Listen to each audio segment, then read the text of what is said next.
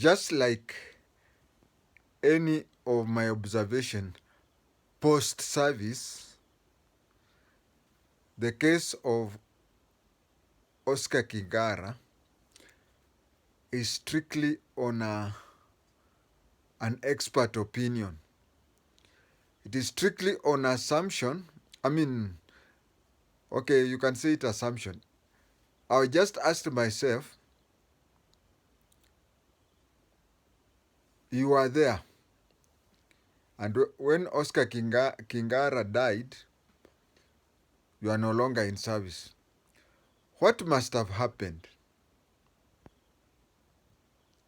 That is how I'm trying to reason.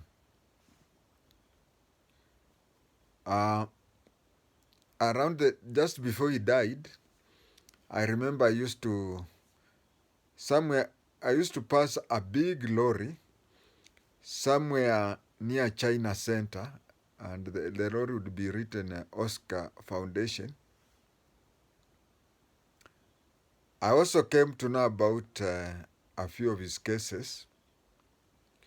But then, I've just asked myself, what do you think happened? As I've said it several times, and I'll repeat, that the 2010 Constitution was dictated by human rights activists. The police service, from the time it was a police force up to this time, we have always had this problem. We have always had this problem of people whom the NSAC, National Security Advisory Committee, knows and have got an opinion that these people are dangerous.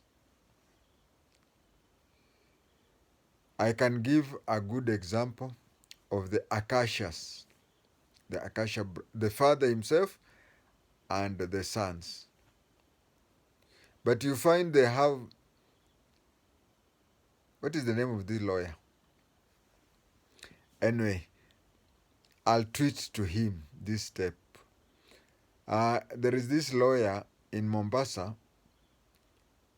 whom people in the intelligence service believe that when you are dealing with the drugs in Mombasa, nowadays it's too quiet, I don't know why.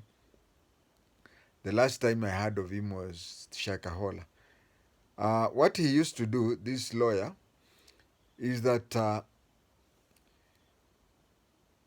you deal with the drugs in Mombasa, he is sent by drug barons to see the judicial officer, and then the case is taken into uncountable suspension. There is the hearing was to be today. It has been pushed over 3 months from today, again and again and again. People in the intelligence world believe that this lawyer would oil everybody to an extent that the case will go in perpetuality until the FBI organized for the two brothers to be arrested, to be kidnapped and taken to the America, where one was jailed for 23 years and another one was jailed for 25 years. We have such cases in Kenya, whereby the opinion of NSAC, National Security and Advisory Committee, is that so and so is this and that, and we cannot prove it in court. Remember, the Kenya's courts have placed, even before the 2010 Constitution, we used to have that one, proven beyond reasonable doubts. So what does NSAC do? They organize something. And I want to go to this stage that if you are a human rights activist, it is not just NSAC that is after you. No, I mean not human rights activist, but I'm saying if you are very clever to handle a case, I'm not I think I misquoted myself. Human rights activists are okay, but I'm talking of an instance where lawyers and some human rights activists do work out in such a way that it becomes a bit, they get the best lawyers, they do what and so on and so forth, to an extent that the security agencies know that there is a bad person on the ground, but they can do very little about it. That is when such a thing is done. According to my ninth sense, I believe that the type of people Oscar Kingara was assisting, which in some circles they are believed to have connections to Al-Shabaab, are the ones who brought about his problems.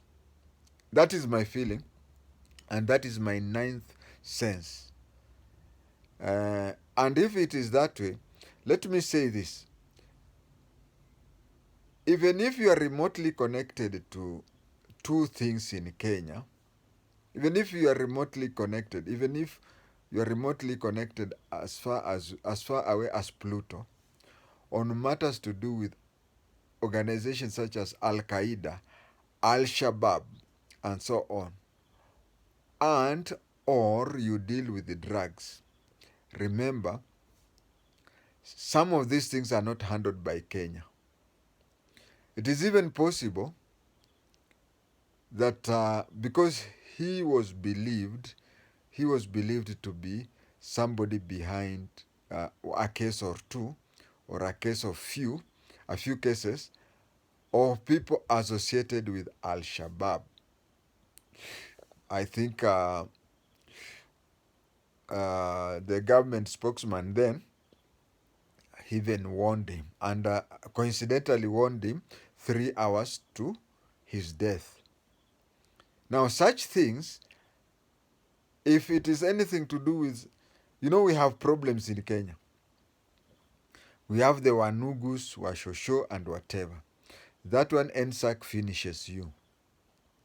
But if it has to do with international terrorism, even if it's as remote as Pluto, or drugs, and Americans, let me tell you, the FBI, the CIA, and the DEA, Federal Bureau of Investigations, Central Intelligence Agency, and drug and enforcement agencies don't care about anything. They don't care whether you drink yourself changa or whatever, or you go blind or whatever. They are concerned with the security and the security of their people.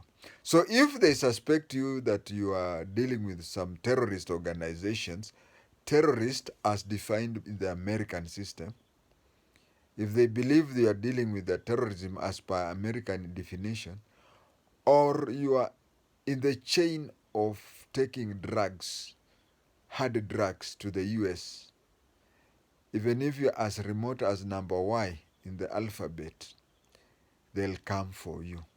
And they'll come for you in several ways. They'll come for you through kidnapping, like the Akashas, or killing you. Now, I've heard people saying, Oscar, they even give a few jobs of what he used to do and the income he used to get. He used to support ABCD. Tell that to the birds.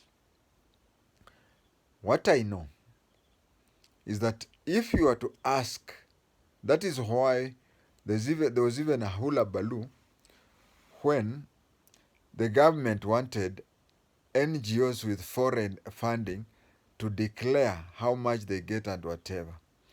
That one, if you try that, the NGOs will treat you just like when you tell these one-man guitar churches of kina mtumishi na mchungaji na servant of God. If you tell them that they should have a certain regulatory, self-regulating body to regulate them, especially fungu la kumi, the tithe, is a secret between the mtumishi or mchungaji and his maker. So you find that 90, in my estimation is that if you are to line up with all NGOs in Kenya and ask them how they finance each other, they'll just say, okay, I'm an artist, I draw, and then when I've drawn, I sell the paintings and then do this and that. Most of them will say that. Foreign funding, once in a blue moon, whatever, but 90% of the funding of NGOs in Kenya comes from out of the country. And 90% of the NGOs will tell you that they sell paintings, they sell, they pick discarded plastics and convert them to ABCD. Now, what do you think happened in Oscar Kingara's place? One thing, the execution was properly planned, and I want my viewer to understand. Like the other time I was being interviewed by KTN, and somebody was telling me that I talked badly when I said they didn't do a good job. When I talk of good or bad, I am talking of a perfect job. Oscar Kingara's elimination was a perfect one, with the exception that there was no coordination. Maybe the coordination chain was so long that by the time it reached the government spokesman and the government spokesman talked, it was within 3 hours of Oscar being eliminated. Choice of the place.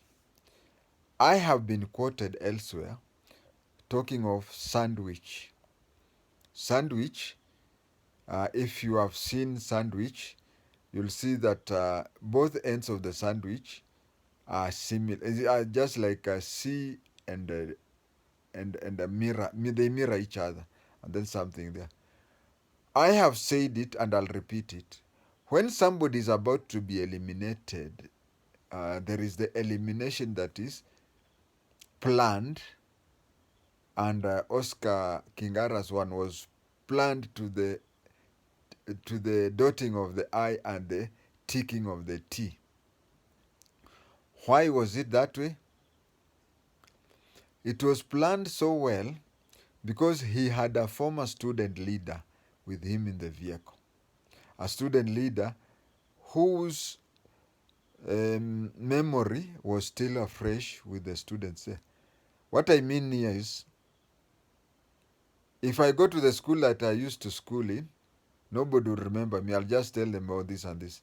But if it is somebody who was here last year or the year before, they still remember. So the timing of the place was so much coordinated. I do not necessarily say NSAC did it. It is even possible that, because you can see the organization that he was associated with, I can even say that it is possible that FBI, CIA, and DEA played either a 10% participation or 90% participation, or any figure down there. And if they did it 90%, they just bought or got the services of local hitmen. And it was so much it was so well coordinated that it was known that he was going to pass near the university.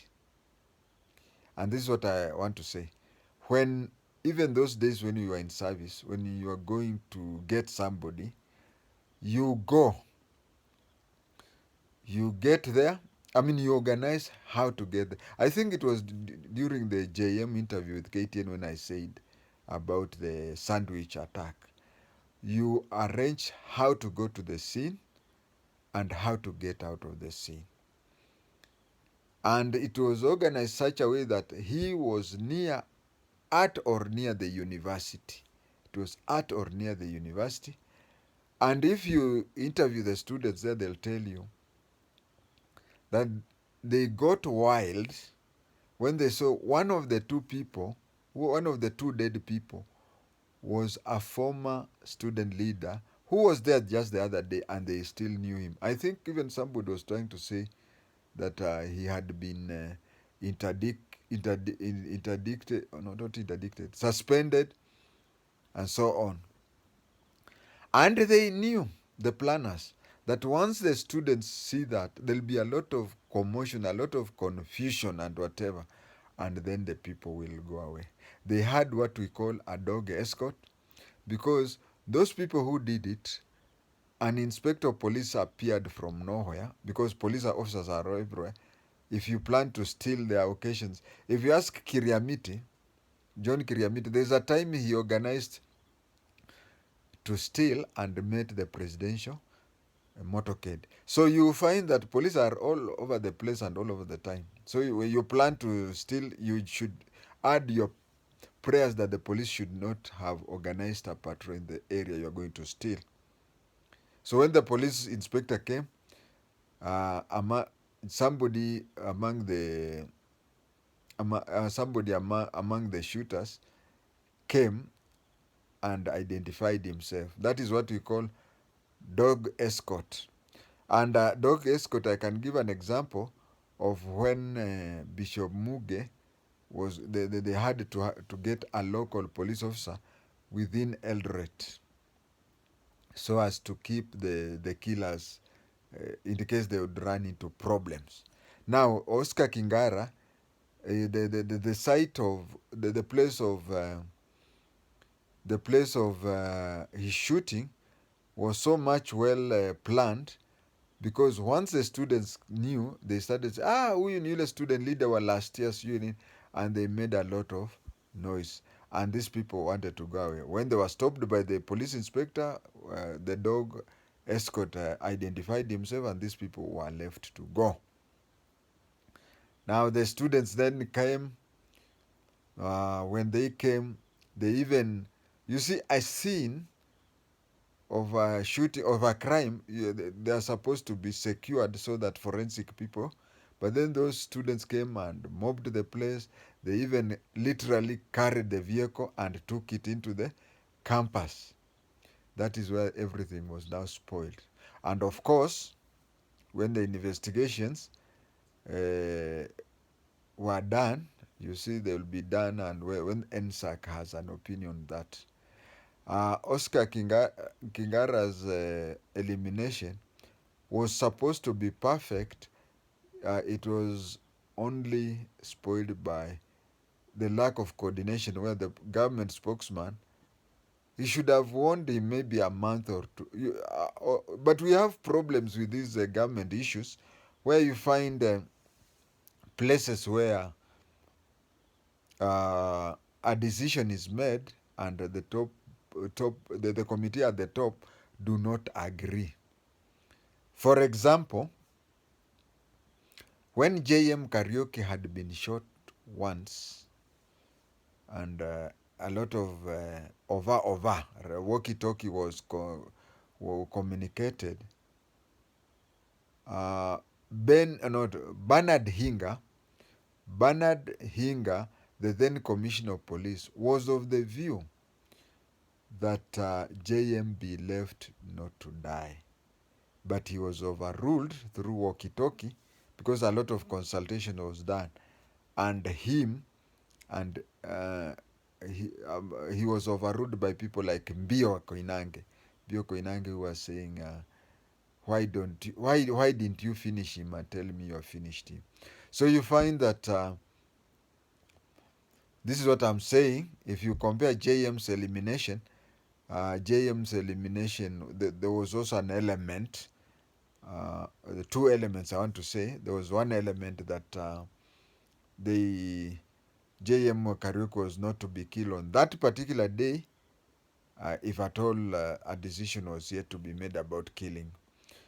He would have been taken to a place. What would have stopped them when he entered the old Nyati house, which was called Kingsway House, What stopped them from taking him from Kingsway House, kidnapping him just like a person is arrested by police and be taken wherever they would take him, even a forest and whatever. So that is an impromptu killing. As for Oscar, it was properly planned that he was to be left to reach at a strategic place and then be eliminated. It is possible, that it was an operation from CIA, FBI, and DEA. These people come, and that is, if you want to prove, where are the Akashas brothers? You can continue on and on, but that is what I wanted to comment on Oscar Kingara's elimination. You'll find most of our NGOs saying that, oh, I sell paintings and then the money is what I do. But 90% of them will say that they sell paintings, but 90% of them get foreign funds, and the 10% get little or no funding. But even that one, those who get little or no funding, if you dissect their heart, you'll find that they, they are just playing around, waiting. Maybe somebody from outside will notice them. But my friend, if you deal with these terror organizations, if you deal with taking drugs to the USA, it is better for you to be jailed for over 20 years. Otherwise, if you go out, the more you walk out, the more there is a price, a target on your forehead.